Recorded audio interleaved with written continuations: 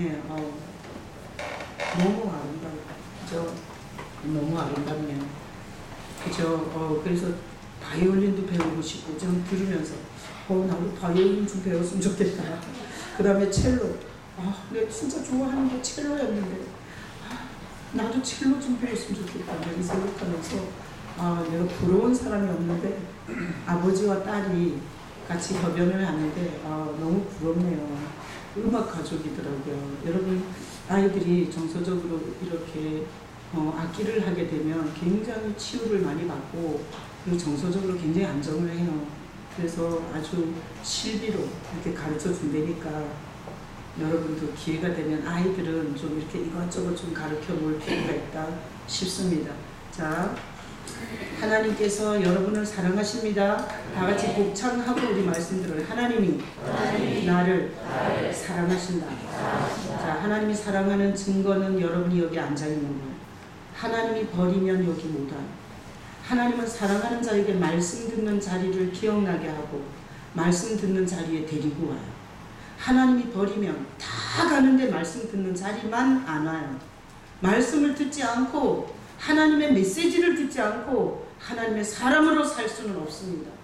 그래서 오늘 그냥 현재 이 자리에 있는 것으로 하나님 앞에 감사와 영광과 찬양을 돌릴 수 있기를 축복합니다. 아멘. 자, 저는 목사예요. 제가 목회를 하고 있어요. 그리고 여러분은 이 교회를 오신 성도예요.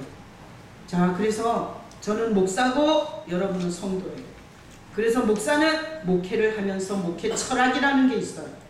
목회를 하는 이유, 목회를 하는 목적, 목회를 하는 동기, 이런 게 분명하게 있어야 돼요? 없어야 돼요? 있어야 돼요. 그거 없이 자기 동기들이 보니까 건물을 지어. 그래서 나도 건물 짓고, 자기 동기들이 보니까 사람을 막 끌어모아. 근데 그 끌어모으는 프로그램이 이런 거야. 그래서 제가 그것을 막 하고 있다면 이것은 정상적인 목사가 아니라 미친 목사예요. 자, 그래서 저는 목회하는 이유, 목적, 동기가 분명히 있어요. 그러나 여러분이 이 교회 성도로 와서 혹시나 이렇게 생각할지 몰라요. 이 교회 목사는 부흥이 목적이다. 이 교회 목사는 사람을 많이 끌어모으는 게 목적이다. 이 교회 목사는 프로그램 하는 게 목적이다. 헌금을 많이 뜯어내는 게 목적이다. 여러분, 성도 입장에서 교회를 오면서 나름 자기의 생각을 할 수 있어요. 자, 그 생각이 맞을 수도 있고 오해일 수도 있어요. 그래서 제가 오늘 말씀 전하기 전에 제가 목회하는 이유 이겁니다. 저는 완전 폐인 같은 인생이었어요. 자, 기댈 곳이 없었고, 그리고 이 가슴이 완전히 찬바람이 날마다 부는 황량한 외로운 영혼을 가진 자였어요. 자, 그러다 보니 제가 엄청나게 이 정신이 다 무너졌어요. 근데 예수님 오셨어요. 예수님 오셔서 기댈 곳이 되주셨어요. 예수님 오셔서 내 친구 되주셨어요. 홀로 있을 때 눈물을 닦아줬고 내 주제를 가르쳐줬고, 그리고 열등감이 하늘을 찌르는 내 인생에 어떤 인간 앞에서도 당당하게 대화를 하고, 그리고 내가 꿀리지 않고 살아갈 수 있는 용기와, 그리고 나를 당당하게 해주는 예수님이 제 인생에 오셨어요. 자, 그러다 보니 제가 목회하는 이유는 이거예요. 가난하다고, 못 배웠다고, 키가 작다고, 뚱뚱하다고, 그리고 성공 못했다고, 이렇게 열등감과 피해의식에서 지렁이처럼 땅을 파고, 그리고 이 세상을 밑바닥을 기고 있는 사람들에게 말하고 싶어요. 예수 만나라. 예수님 오시면 다르게 산다고. 그리고 제 목회의 꿈이 있어요. 한 사람 한 사람이 예수 만나 자기 스스로 자립하는 성도 보고 싶어요. 꼭 이 교회에 남아있지 않아도 돼요. 여기서 그 주님을 의지해서 사는 법을 가르쳐서 보내고 싶어요. 뭐 갈 데가 없어서 있으면 할 수 없고. 자, 그래서 제 목회하는 이유를 분명히 말씀드렸어요. 성도들끼리 모여서 우리 목사님은 돈 좋아한다, 우리 목사님은 우리 뜯어간다, 이런 쓸데없는 얘기 하지 말고 내가 내 목회 철학, 목회 동기, 목회의 목적 분명하게 오늘 얘기했으니까 이 말을 여러분이 왜곡해서 말하면 하나님한테 맞을 거예요. 자, 제 목회의 목표는 어떤 사람이든지 제가 소개하는 예수님을 통해서 스스로 걸을 수 있는 성도를 보는 게 제 목회의 목표예요. 자, 그래서 저는 신학대학원을 다닐 때 주님께서 저한테 그냥 감동하셨어요. 네가 여러 나라를 볼 것이라. 근데 저는 정말 박복 남편에다가 어떤 나라도 갈 수 있는 형편이 아니었어요. 근데 주님께서 희한한 방법으로 제가 선교지도 돌아보고 그리고 이런저런 사연에 의해서 한 20여 개국을 저는 다녀봤어요. 자, 그러다 보니 저는 우리 자라는 아이들이 우물안 개구리처럼 사는 거 별로 원치 않아요. 그래서 나는 자라는 아이들이 좀 글로벌한 세상들을 알고 그냥 내 가정, 내 학교, 내 교회, 그리고 내 나라 이런 좀 바운다리를 벗어나서 좀 세계적 이렇게 좀 글로벌한 지구촌 전체를 좀 수용하고 볼 수 있는 이런 아이들로 자랐으면 좋겠어요. 그래서 우리 선교지에 우리가 44명의 아이들을 데리고 선교지에 가서 우리가 공연을 했어요. 그때 어린아이들이 아주 젖먹이까지 갔는데 얼마나 질서정연하게 배탈 한 번 안 나고 그렇게 우리가 아름다운 여정을 마치고 왔어요. 제가 그 과정을 보면서 주님께서 이 아이들에게 제가 갖고 있는 우물안 개구리가 아니라 정말 시대에 맞는 이런 다음 세대를 세우게 하시는 이런 것에 대해서 하나님께서 박자 맞춰준다 이렇게 생각했어요. 지난번에 레이 성가대가 미국 전역을 돈다고 했을 때 제가 그 프로그램을 봤을 때 너무 좋은 거예요. 그 돈으로는 절대 미국을 그렇게 볼 수 없어요. 그래서 제가 이 레이 성가대의 좋은 기회다. 아이들을 보내라. 그리고 아이들한테 아주 좋은, 자 보세요. 미국이라는 땅을 볼 수 있죠. 그 다음에 거기 있는 교회를 봐요. 여러분 미국의 교회의 실상을 볼 수 있다는 거예요. 자, 그리고 또 가서 다른 걸 하는 게 아니라 찬양을 해요. 하나님을 찬양해요. 예수님을 경배해요. 그 교회에 예수도 없고 하나님도 없는 교회지만 예수 있는 진짜들이 가서 찬양하면 얼마나 좋겠어요. 그래서 나는 어린아이들이 있으면 기회가 좋다 가라 그랬어요. 그래서 우리 교회에서 아주 많은 아이들을 이렇게 레이 성가대로 보냈어요. 자, 저는 우리 성도들에 대한 꿈이 있어요. 여기서 예수 만나 헐헐 하나님이 어딘가로 데리고 가고 어느 나라인가로 데리고 가고 어느 지역인가로 데리고 가고 어떤 직업으로 어떤 지구촌의 어떤 전문성으로 데리고 가셔서 주님과 함께 그 자리에서 쓰임받는 우리 성도들이 되기를 소망해요. 여러분들도 그렇게 되시길 예수님의 이름으로 축복합니다. 네. 오늘 본문 요한복음 5장 4절.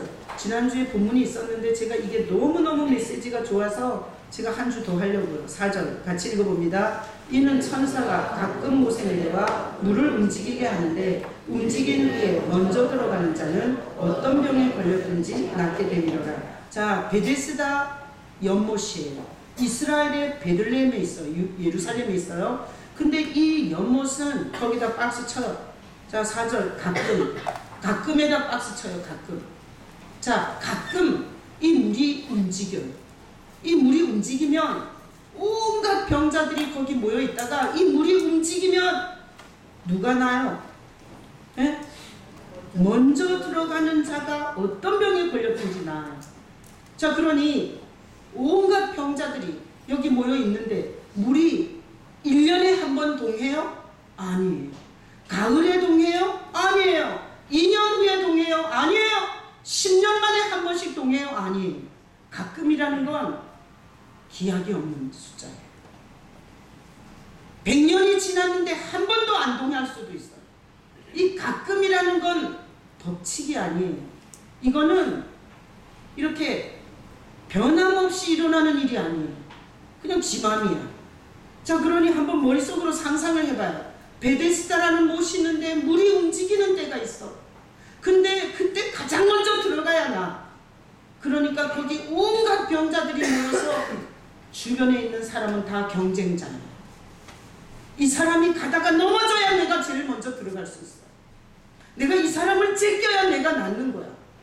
그러니까 이 베데스다 못은 온갖 장애자가 모인 데다가 가장 먼저 들어가야 하는 이 경쟁 구조가 있기 때문에 지옥 이런 생지옥이 없어요. 이게 베데스다예요. 자, 그래서 이거는 실제로 이스라엘에서 베데스다 못이 움직였냐 몰라요. 전설 따라 상철일 수도 있어요. 전설 따라 상철. 지금까지 수백 년 수천 년이 지났는데 한 번도 동에서 병난 인간이 없어. 그런데 전설처럼 이렇게 내려오는 이야기에 사람들이 목매고 있는지도 몰라요. 근거가 없는 얘기예요. 자, 그래서 이곳으로 예수님이 오셨는데, 자, 가끔에다가 박스 쳤잖아요. 그럼 왜 사람들이 이렇게 가끔 이런 거에 이렇게 목을 매냐? 자, 지금부터 이 본문을 가지고 설교할 때 여러분에게 하는 하나님의 음성을 들을 수 있기를 축복합니다. 자, 말씀 올려줘봐요.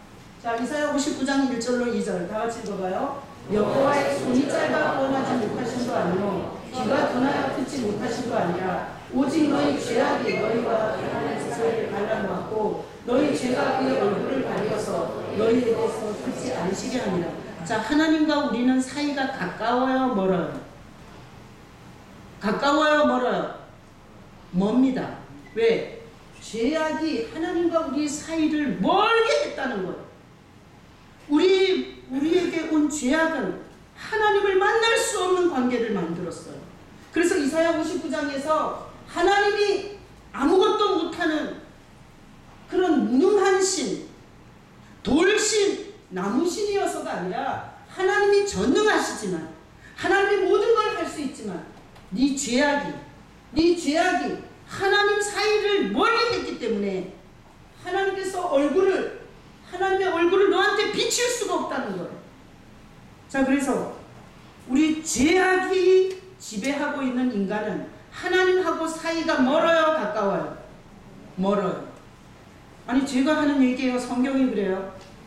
여기서 뭐 자기는 착하게 살았고 뭐 살인도 안 했고 자기는 바람도 안 피웠기 때문에 자기는 하나님하고 친하다고 생각하면 거짓에 속고 계시는 거예요. 자, 죄에 빠진 모든 인간은 하나님과 사이가 가깝다, 멀다? 멀다! 만날 수 있다, 없다? 없다. 만날 수 없습니다. 이게 우리 죄에 빠진 인간의 실체예요. 우리는 하나님과 사이가 죄악으로 말미암아 너무나 멀어져 있는 존재예요. 자, 이러다 보니 인생의 어려운 일을 만났을 때, 답답한 일을 만났을 때, 어디로 갈지 모를 때 어떡하겠어요? 사주 봐요, 사주.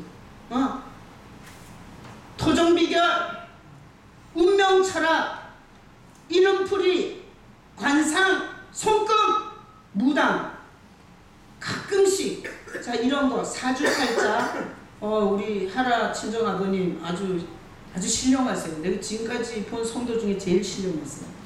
아주 영적이세요. 제가 사형리를 가지고 4가지의 영적 원리를 소개했어요. 우리가 죄인인 것과 하나님과 멀어진 것과 그 하나님과 관계를 맺을 수 있는 유일한 길은 예수밖에 없고 그 예수님을 내 개인의 구주로 받아들이고 그 예수님이 내 안에 계실 때만 하나님과 연결된다는 사형리를 제가 전했어요. 그때 우리 하라 친정아버님께서 이렇게 말했어요. 목사님 죄송합니다. 제가 대적하려고 그러는 것도 아니고 제가 목사님한테 이 말을 따지려고 하는 게 아니라 사주도 법칙이잖아요. 이런 유명한 말을 하셨어요. 그죠? 사주도 법칙이잖아요. 자, 여러분, 사주, 토종비결, 관상, 그리고 손금, 운명, 철학, 이런 거 다 법칙이 있어요. 이 법칙은 어디서 나왔냐? 통계에서 나왔어요. 통계. 그리고 이 통계의 밑바닥은 어둠의 영이에요. 자, 어둠의 영이 어쩌다가 어떤 인간에게 맞춘 걸 가지고 전 인생에게 다 맞는 줄 알고 온 세상에 운명 철학관을 지어놓고 그리고 사주를 봐주고 관상을 봐주며 당신은 지금은 어렵지만 50대 이후에는 괜찮게 살 것입니다. 이런 거짓말을 해요. 자, 이런 거짓말을 믿고 자기 팔자가 50대에 펼 줄로 믿고 있다가 지옥 가는 거예요. 자, 그래서 세상에는 하나님과 죄악으로 멀어진 인간이 답답한 문제를 겪고 그리고 어떻게 해야 될지 모를 때 마음에서 이렇게 찬바람이 나고 아무도 의지할 자가 없을 때 가끔 역사했다는 전설 같은 이런 철학과 운명과 관상과 손금에 의지하는 인생이 됐어요. 부인할 수 없어요. 제가 성도들을 신방을 가보면 예수님을 만나기 전에 무당한테 다 한 번씩 다가봤더라고요. 그 뭐예요? 그렇게 역사할지도 모르고 그냥 지 인생도 풀지 못하는 무당한테 가서 내 인생 풀어달라고 복채까지 바치고 이런 짓을 했어요. 자, 그래서 이 세상에 있는 사주, 팔자, 그 다음에 손금, 관상, 그리고 운명철학, 이름풀이, 그리고 뭐 난시, 뭐 이런 거 가지고 인생 푸는 거 다 항상 역사하는 법칙이 아니라 어쩌다가 인간의 머리에서 나온 기약 없는 가끔 어쩌다가 맞는 일이 있을 수도 있고 없을 수도 있는 이런데 온 죄인들이 다 빠져 사는 거예요. 자, 하나님이 우리를 만들었어요. 우리가 그 꼴로 사는 거예요. 우리 아까 찬양한 것처럼 양떼를 떠나서 길 잃어버린 나, 우리가 다 길을 잃어버렸어. 죄가 들어오고 나서 다 길을 잃어버렸어.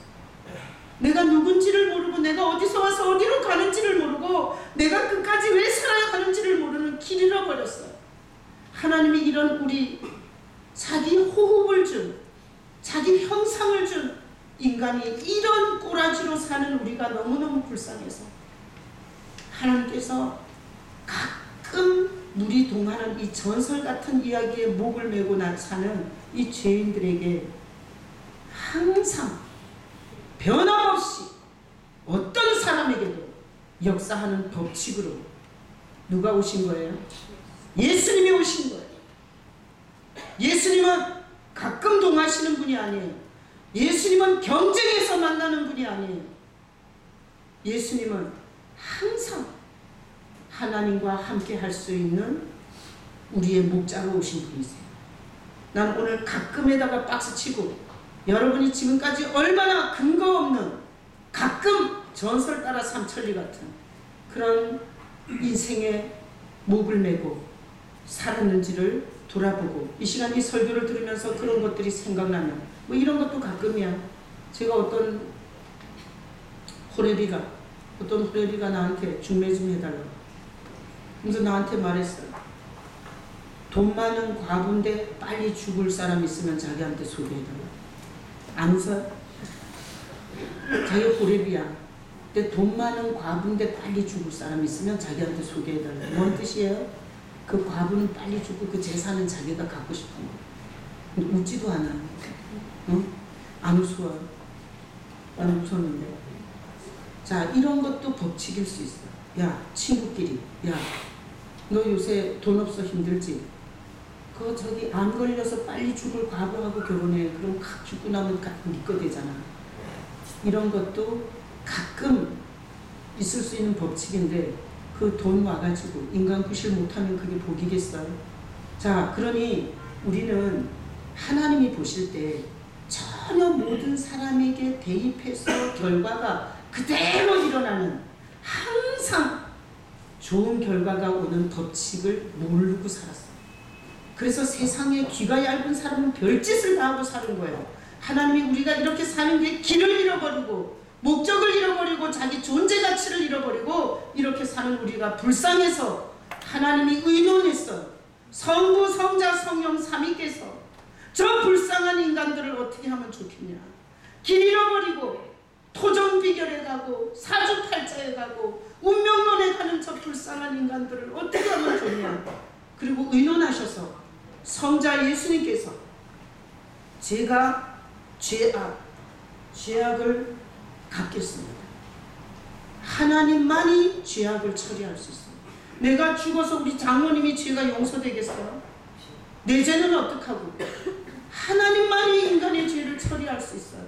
그래서 하나님이 성자가 내가 대신 죽겠습니다. 내가 그 죄악의 모든 형벌과 저주를 대신 바치겠습니다. 그리고 성자가 우리 인간의 몸을 입고 왔어요. 이 땅에. 성부께서 그 성자가 하늘의 보좌를 버리고 인간의 육신을 입고 인간의 자궁에서 10달을 있다가 인간의 그 좁은 자궁을 통과하는 고통을 겪으며 이 인간의 죄악을 탕감하러 온 성자를 볼 때 성자 하나님께서 얼마나 가슴이 아프셨겠습니까? 물론 성부, 성자, 성령 한 분이시지만 우리 이렇게 사역적으로 한번 생각해 볼 수 있어요. 그 하나님이 인간의 죄악을 처리하셔서 하나님과 인간 사이를 붙이려고 그렇게 이 땅에 왔을 때 이 세상에는 종교 지도자들과 정치 지도자들과 돈이 많은 성공한 많이 배운 인간들은 입을 다 벌려서 말했어요. 미친놈이다. 저 미친 거 아니냐? 저거 참여하고 세리 좋아하잖아. 저거 노는 물을 봐. 다 거지 같은 것들 아니야? 저게 무슨 메시아야? 아주 그냥 순 문둥이, 거지, 참여 이런 수준 없는 것들하고 다니니까 자기 벼슬과 자기 성공과 자기 지식을 갖고 온갖 욕과 비방을 했고 조롱을 했어요. 그러나 그분은 하나님과 인간 사이의 죄악을 처리하러 왔기 때문에 무슨 욕을 해도 그분은 개념치 않고 자기 길을 갔어요. 그래서 그분은 골고다에 올라가실 때 쓰러지고 넘어지면서 그 십자가를 안 놔요. 그 저주의 나무에 자기가 달려야 되기 때문에 그렇게 그분은 그 넘어졌다가 그 십자가로 또 가서 그 나무에 또 짊어지고 이러면서 그 골고다를 올라가세요. 종교 지도자들과 정치 지도자들이, 성공한 자들이, 똑똑한 자들이 사거리에 홀랑 뺏겨서 예수를 사거리에 걸어놓고 남은 구원하고 남의 병은 고치더니 저 병신이 자기는 거기서 못 내려온다고 지나가면서 저를 차고 얼마나 비웃고 조롱했는지 몰라요. 예수님은 이 죄악을 처리하기 위해서 모든 피와 물을 흘리며 그 앞에서 그런 인간들을 다 보셨어요. 우리처럼 성질이 불같지 않아갖고 내가 대속하러 왔으니 저것들이 모르고 저렇게 떠드는 거 하나님 용서해 주세요. 그러면서 끝까지 마지막 피 한 방울까지 심장에 모여있던 피까지 로마 군병의 창에 의해서 물과 피가 쫙 쏟아지고 그렇게 예수님은 우리 죄악을 대신 갚아주셨습니다. 그런데 오늘날 교회에서 그분을 기억해요? 그분이 나에게 어떤 일을 하셔서 예배자가 됐는지 기억하냐고요? 그분이 우리에게 어떤 희생을 했고 어떤 대가를 지불했는지 그거 기억해요? 오늘날 교회는 다 돈 넣고 돈 먹는 줄 아는데 아니에요? 불교보다 예수 믿으면 더 부자 되고 무당한테 가는 것보다 내 자식이 더 잘 되는 길이 예수 믿는 길이라고 생각하는 이런 신앙 아니에요? 하나님이 우리를 위해서 뭔 일을 해줬는지를 기억하지 않는 교회, 지금 이게 이 시대의 교회의 실상이에요. 자, 그래서 예수님은 하나님과 우리 사이에 멀어진 이 사이를, 이 갈라진 이 사이를 십자가를 지시고 이걸 붙이려고 하신 겁니다.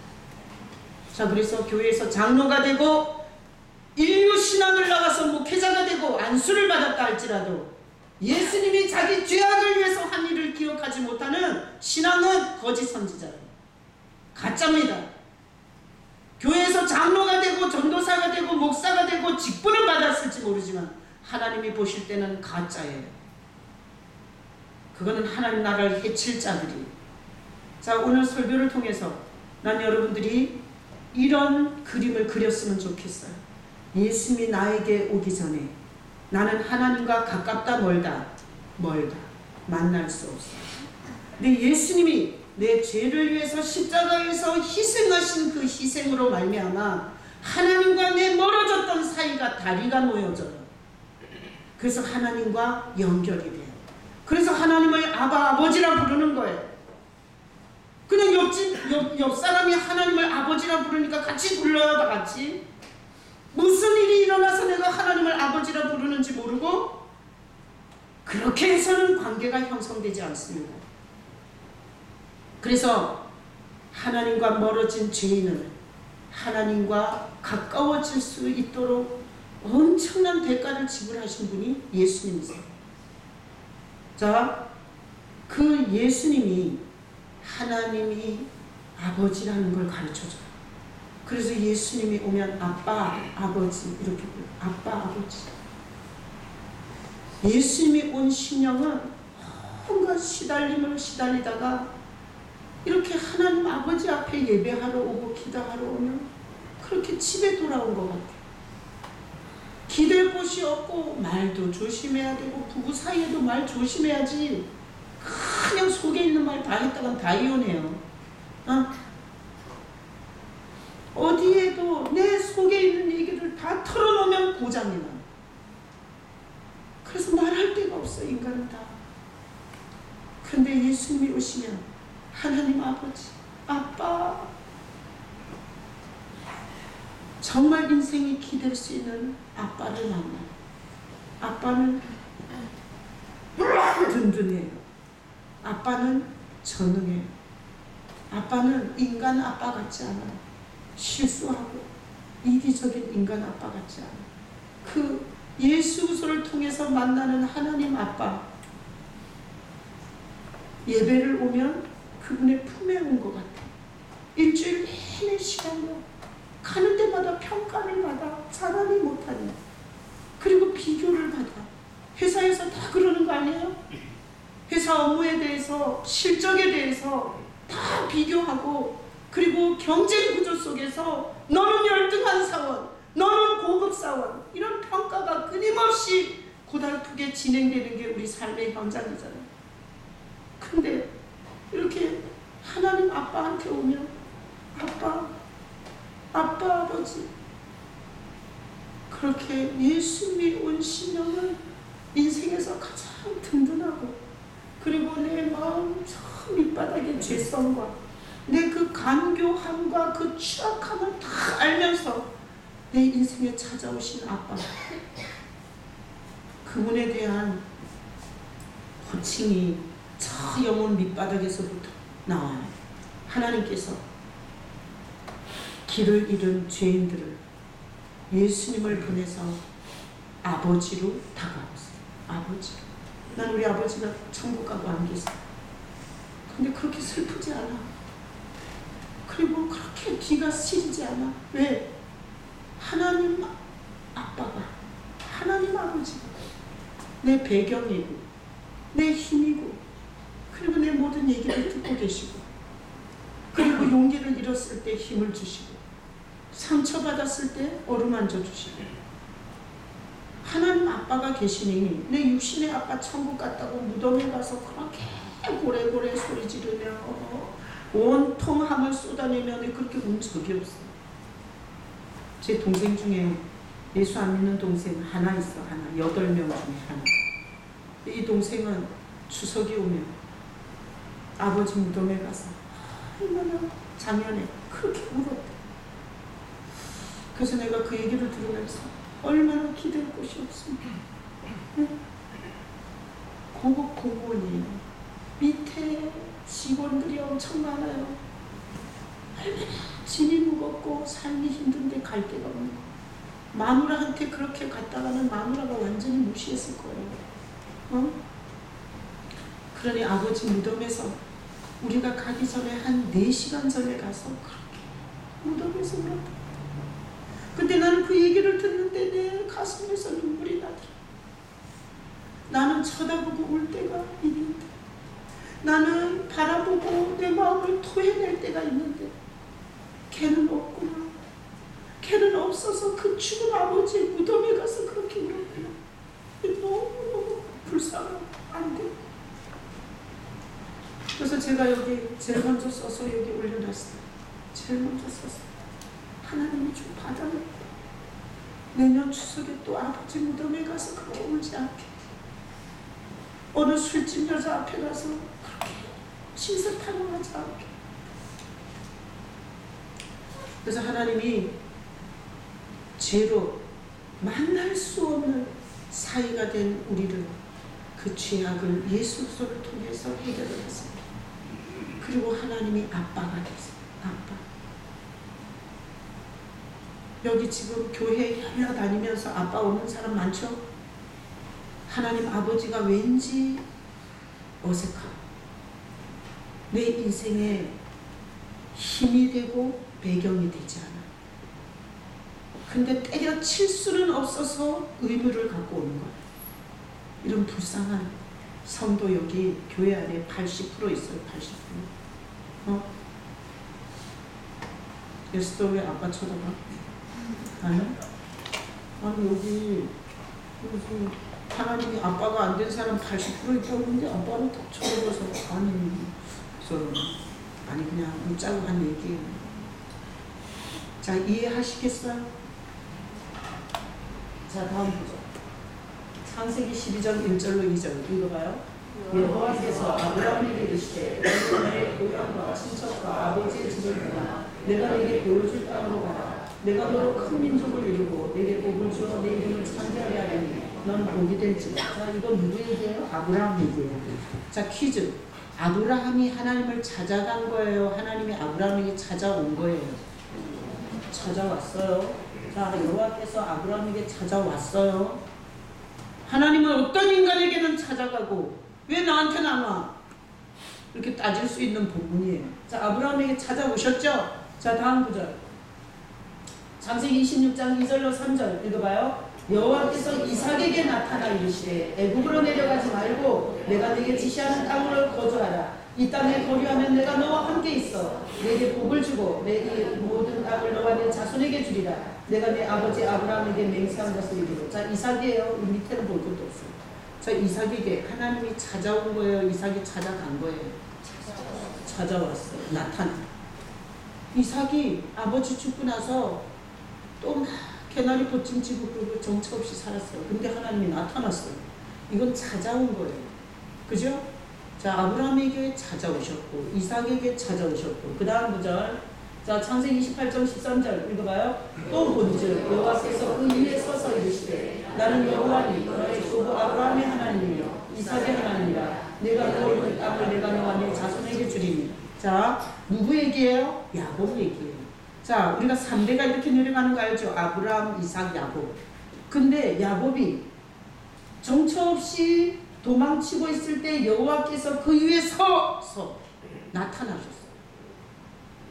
야곱이 하나님을 찾아간 게 아니야. 아브라함에게도 하나님이 찾아오셨고 이삭에게도 찾아오셨고 그리고 야곱에게도 나타나서 찾아오셨어요.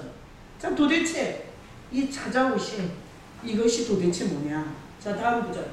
자, 마태복음 1장 1절 읽어봐요. 아브라함과 다윗의 자손 예수스의 계보라. 자, 아브라함은 예수님이 오시는 조상이에요. 자, 그러다 보니 예수님과 연결된 자는 찾아오는 거예요. 예수님과 연결된 자에게는 하나님이 찾아오시는 거예요. 예수님이 오시는 조상이 아브라함이었기 때문에 하나님이 찾아온 거고 예수님이 오시는 그 조상의 계열에 예수님과 연결된 이삭에게 찾아온 거고 예수님과 연결된 족보의 야곱에게 하나님이 찾아온 거예요. 자, 오늘날 우리가 하나님을 찾아가요? 하나님이 우리를 찾아오셔야 돼요. 하나님이 우리를 찾아오셔야 돼요. 어느 교회에 있냐고, 어떤 프로그램에 있냐고, 어떤 목사한테 있냐고. 우리 눈에는 하나님이 안 보여요. 근데 하나님이 찾아오시게 할 수 있어요. 누가 있으면 돼요? 예수 있으면 돼요. 예수 없는 인간은 장로일지 모르지만 목사일지 모르지만 하나님은 못 찾아옵니다. 왜? 죄악이 사이를 가르고 있기 때문에. 그래서 교회를 수십 년 다니면서 직분을 받았지만 예수님이 없는 영혼에게는 하나님이 올 수 없어요. 자, 하나님이 찾아오시는 항상 하나님이 찾아오시는 원리는 예수님과 연결되어 있어요. 예수님과 연결된 자는 하나님이 오시도록 되어 있어요. 자, 그래서 오늘 이 요한복음 5장 4절은 가끔 일어나는 행운에 목을 메고 사는 병자들, 온갖 불쌍한 인간들이 나와요. 근데 하나님은 성경에서 누구랑 연결되면 예수님과 연결되면 항상 함께 해줘요. 항상. 그래서 가끔의 유행수에 목매지 않아요. 자, 다음 구절 마태복음 28장 20절 읽어봐요. 내가 너희에게 분부한 모든 것을 가르쳐 지키게 하라. 올지어다 내가 세상 끝날까지 너희와 항상 함께 있으리라. 예수님께서 십자가를 지시고 우리 죄악을 완전히 해결하시고 그리고 다 봐라. 내가 다 갚았다. 이걸 보여주기 위해서 부활을 보여줬어요. 500 몇십 명이 그때 당시에 부활의 증인이에요. 자, 이렇게 다 갖춘 이 예수님은 이렇게 말했어요. 세상 끝날까지 항상 함께 있다고 했어요. 그래서 우리 오늘 본문에서 가끔 박수 쳤어요. 우리는 가끔에다 우리 인생을 걸 수 없습니다. 내 남은 인생에 한 번도 일어나지 않을 수도 있어요. 그런데 하나님은 성경에서 항상 하나님과 함께 할 수 있는 방법을 가르쳐 주셨어요. 하나님이 오셔서 항상 함께 하는 방법. 내 안에 예수님 계십니다. 죄악 인생에, 죄인의 심령에 예수님 계시면 성부, 성자, 성령 항상 세상 끝날까지 우리가 함께 있어요. 그래서 오늘 본문에서 이 가끔의 목숨 걸고 경쟁, 무한 경쟁 속에 던져진 장애자, 병자, 이 불쌍한 인생들을 예수님이 오셔서 경쟁 없이 누구든지 주의 이름을 부르는 자는 구원을 얻으리라. 창녀도 괜찮고 살인범도 괜찮고 도둑놈도 괜찮고 바람을 피웠어도 괜찮고 지금까지 결혼을 수천 번을 해서도 괜찮고 누구든지 주의 이름을 부르는 자는 구원을 얻으리라. 항상 언제나 모든 사람에게 적용되는 법칙, 예수님이세요. 나는 그 성경에다 여러분이 가끔에다 박스 쳐놓고 주변을 보세요. 얼마나 가끔에다가 목숨 걸고 있는. 그래서 이런 거 아니에요? 저기 용인 어디에다가 거기 로또 1등 됐대. 그래가지고 누군가 여기 로또 중독자 있어. 죽어도 포기 안 하는 내가 잘 아는 사람이에요. 이분은 그 용인 그 로또 그 1등 당첨된 그 가게를 지나갈 때마다 아쉬워해요. 거기서 로또 사지 못한 것에 대해서. 이건 어쩌다 1등 된 거를 온갖 인간들이 다 거기 가서 그 가끔의 역사에다가 목숨 거는 거예요. 응?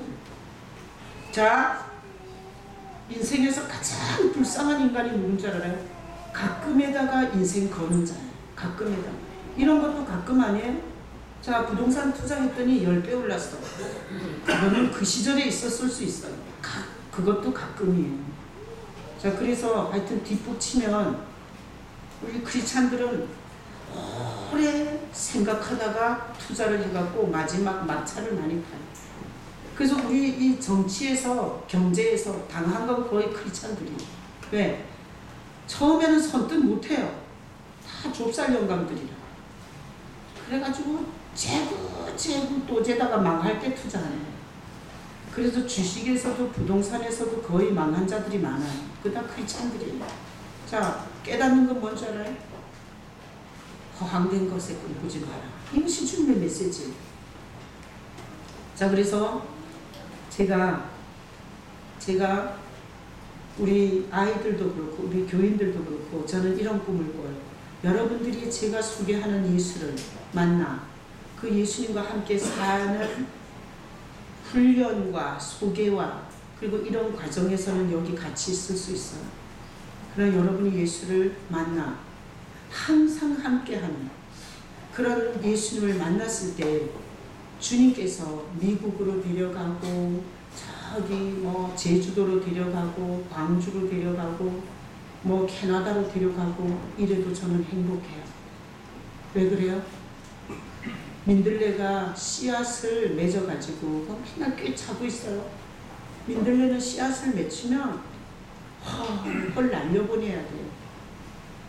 그래서 제 목회의 꿈은 여기서 예수님과 항상 함께하는 법을 배웠으면 좋겠어요.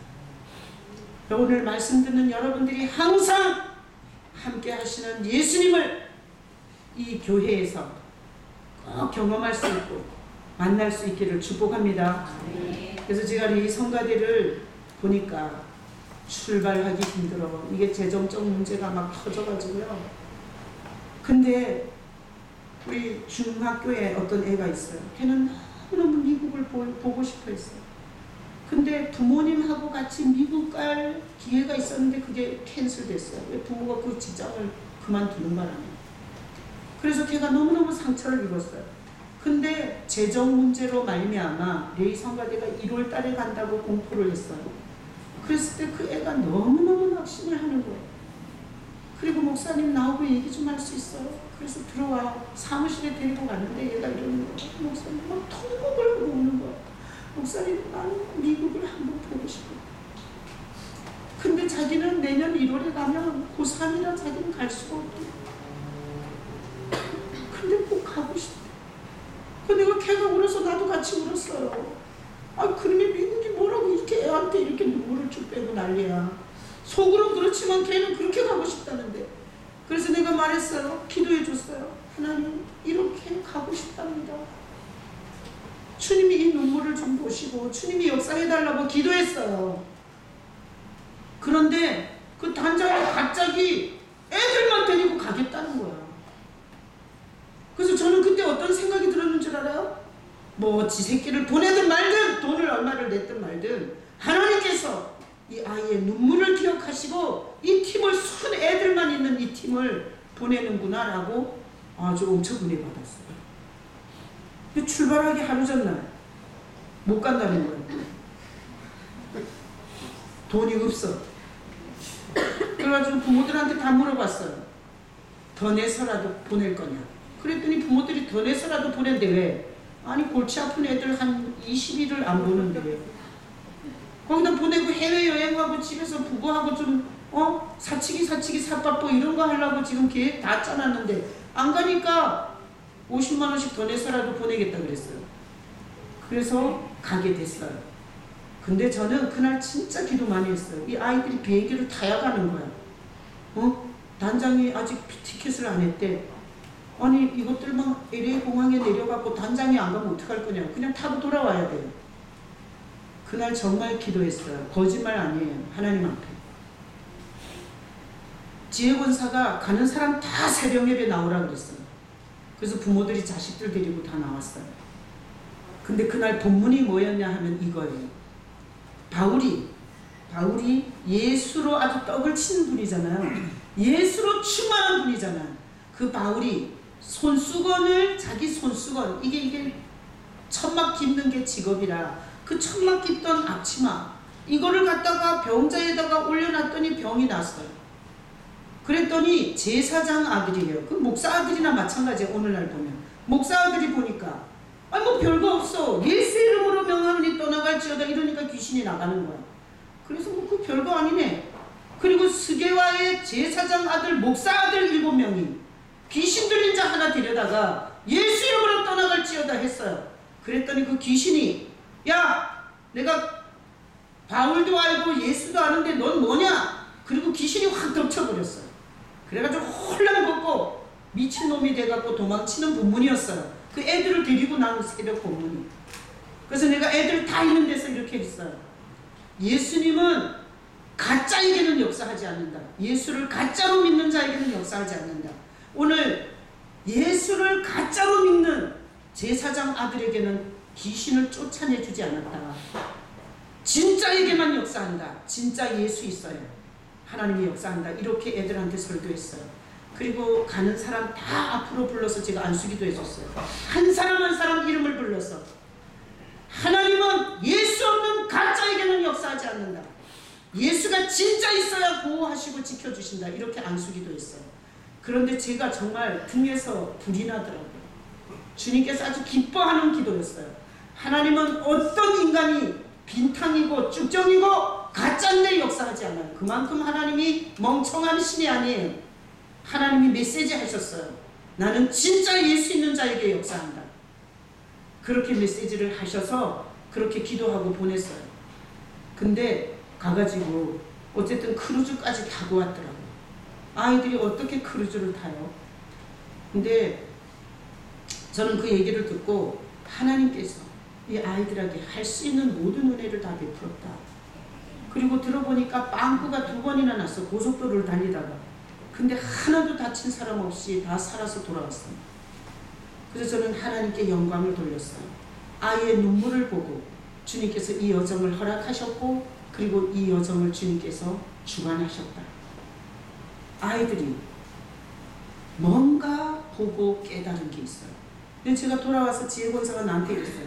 목사님 밖에 나가보니 다른 교회 사람들의 신앙이 얼마나 헛방인지 보이더라. 이랬어요. 그지? 내가 뻥치는 거 아니에요. 정말 이상한 신앙이 많더라고 그랬어요. 지혜가 그 얘기했죠. 윤구원 집사님이 그러는데 예린이가 전화해서 엄마 경건의 시간이라고 갔는데 이건 경건의 시간이 아니야. 이건 주님과 전혀 상관없는 짓을 하는 것 같아. 그래갖고 자기 뛰쳐나왔다 그러더니. 그래서 윤구원 집사님이 이러더라고. 목사님 우리 예린이가 많이 컸어요. 복음이 뭔지를 알고 예수님이 누군지를 아는 것 같아요. 이렇게 감사하다 그랬어요. 제가 어제 그저께 경주를 만나서 얘기를 들어봤어요. 지혜권사하고 경주하고 그 애들을 다 관리를 하고 그 애들한테 밥을 해먹이고 그러다 왔어요. 자, 지혜권사는 애들을 계속 연습을 시키고 그 교회 무대에 올렸어요. 아니 자기 애들도 보기 힘든데 이걸 20일이나 가서 애를 봐줬으면 감사를 해야 되는 거 아니에요? 감사 안 하신 분은 끝나고 여기 저 사과 한 박스씩 다 사주고. 애들 보모비가 얼마나 센지 알아요? 그것도 말도 안 들어 그냥 싸돌아다니고. 위험하기가 이루 말할 수가 없어. 걔네들 통제가 안 되는 애들이에요. 그런 애들을 데리고 가서 둘이서 밥 해먹여 가면 우리 교회 애들이라고 죽으라 하고 관리를 하고 돌아왔는데 지금 얼마나 욕을 먹고 있는지 몰라요. 이거는 하나님 앞에서 막말이에요. 이거는 제가 기도하면서 하나님께서 성도들을 징계하고 싶지 않다. 그래서 하나님의 역사에 대해서 해석을 못해서 이걸 가지고 막 말하고 있는 교회를 해결하도록 오늘 설교하게 하신 거예요. 그래서 제가 공개적으로 하는 거예요.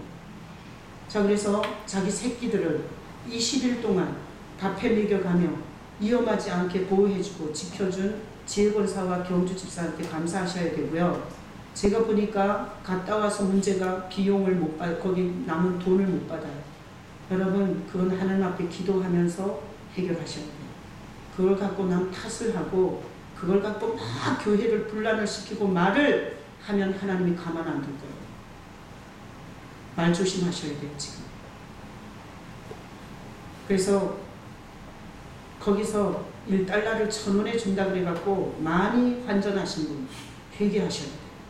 하나님께서 분명히 나한테 말했어요. 그건 회개해야 된다. 그리고 엎드려서 기도하면서 줄 때까지 기다려서 받으셔야 돼요. 저는 어린아이의 눈물을 가지고 하나님께서 갈 수 없는 환경에 그 단장을 감동한 거예요. 여러분, 나도 데려가는데 우리 애들이나 데리고 가지. 내가 남의 교회 애들, 그 골치 아픈 애들 데리고 그 모금 안 해요. 그 단장이 애들한테 은혜를 베푼 거예요. 은혜를. 이걸 부모들이 몰라. 내가 지금 바로 해석해 주는 거예요. 그 단장은 하나님의 감동함을 입어 우리 아이들에게 손해를 보면서 기회를 준 거예요. 본인은 모를지 몰라요. 근데 이건 하나님이 저한테 감동한 거예요. 그리고 재정적인 거는 회개할 거 회개하셔야 돼요. 그리고 기다려서 받으시면 돼요. 저는 레이 성가대 일정을 통해서 봤어요. 하나님이 이 아이들을 사랑하셔서 어떤 여행사가, 어떤 단체가 이렇게 아이들이 80%인 팀을 절대 데리고 가지 않아요. 이거는 눈물 흘린 아이의 눈물에 하나님께서 은혜를 베푼 거예요. 그래서 우리 아이들과 항상 함께 하시는 그 주님에 대한 기대가 되게 커요. 자, 여러분들이 남은 인생을 살 때 오늘 여기 오셔서 왜 이 얘기를 들어요? 인생을 살다가 가장 먼저 포기해야 될 게 있다면 돈을 포기하셔야 돼요. 여러분, 친척에다 돈 빌려줬어요? 안 갚아. 그리고 아주 배째래. 그러면 이렇게 하세요. 그냥 먹고 떨어져라. 그렇게 주는 게 나아요. 왜? 그거 못 받아가지고 맨날 고소할까 고발할까 그놈을 어떻게 찢어 죽일까 이러다 자기가 안 걸려. 그래서 인생을 살다가 어떤 문제가 터져서 그 문제를 해결해야 될 때 하나님 앞에서 하나님이 항상 함께 해주시면 그까진 몇 푼 그거 갖고 내 인생이 손해가 되냐? 그리고 물질을 버려야 돼요. 그러잖아요. 그럼 하나님께서 물질에 은혜를 주세요. 근데 그 몇 푼 손에 안 보려고 1만 달란트 빚진 자를 용서해 줬더니 100데나리온 빚진 자 모가지를 잡아 흔들면 아주 처절한 감옥 속에 쳐넣어요. 염려, 걱정, 근심, 불평불만, 그리고 예수 없는 끔찍한 정신세계로 하나님이 던져버리면 우리는 살아날 길이 없습니다. 자, 그래서 저는 이 교회에 예수님을 사랑하고 예수님을 기억하면서 예배하는 자들이 있어서 우리 교회 예배에 항상 하나님이 함께하는 걸 믿습니다.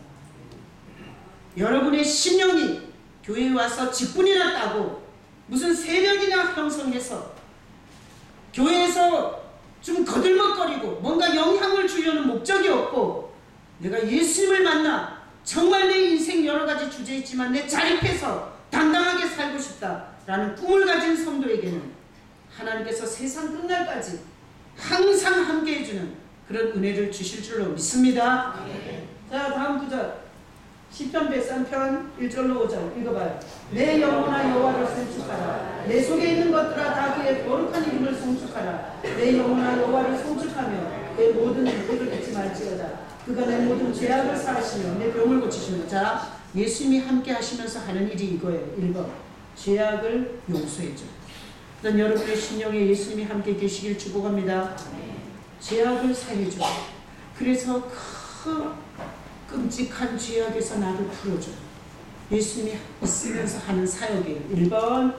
그 다음에 내 모든 병을 고치시며. 우린 정신병, 육신의 병, 영혼의 병. 우리는 보이지 않는 병을 잔뜩 끌어안고 있어요. 근데 예수님은 항상 함께하면서 이 병들을 고쳐줘요.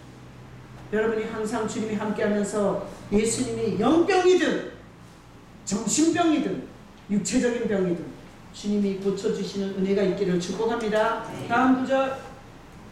자, 읽어봐요. 내 생명을 파멸해서 속량하시고 인자와 긍휼로 간을 씹으시며 좋은 것으로 내 소원을 만족하게 하사 내 청춘을 독수리같이 새롭게 하는 것. 예수님이 항상 함께하면 생명을 파멸해서 속량하시고 지옥 가지 않게 붙잡아준다.